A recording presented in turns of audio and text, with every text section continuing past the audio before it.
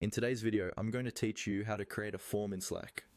We'll walk through the basic process step by step, so by the end, you'll know exactly how to start collecting information from your team directly inside Slack, without needing any extra tools or complicated setup. First, open Slack on your desktop or in your browser if you prefer the web version. Make sure you're in the correct workspace where you want the form to live. Once you're in, look for the Forms app or section. Depending on your setup, this might appear in the sidebar under Apps, or it could be accessible through a channel where the Forms app has already been added. Go ahead and click on Forms to open it. When the Forms interface loads, you'll see an option to create something new. Click on Create Form. This is where the form building process officially begins. You're usually taken to a setup screen where you can define the structure and content of your form. At this point, you have two main ways to build your form. The first way is to start from a template. To do that, click on Browse Templates.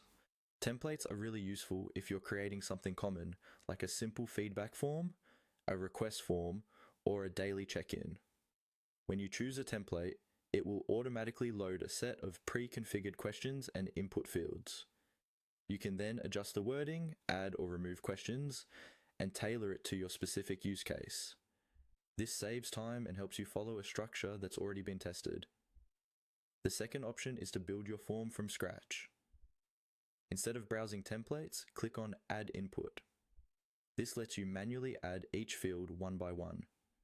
For example, you might start with a short text field for someone's name, a longer paragraph field for feedback or details, or a drop-down list for selecting a category or priority. Each time you click Add Input, you can choose the type of field and set things like labels, placeholder text, and whether a question is required. As you add inputs, think about the information you truly need.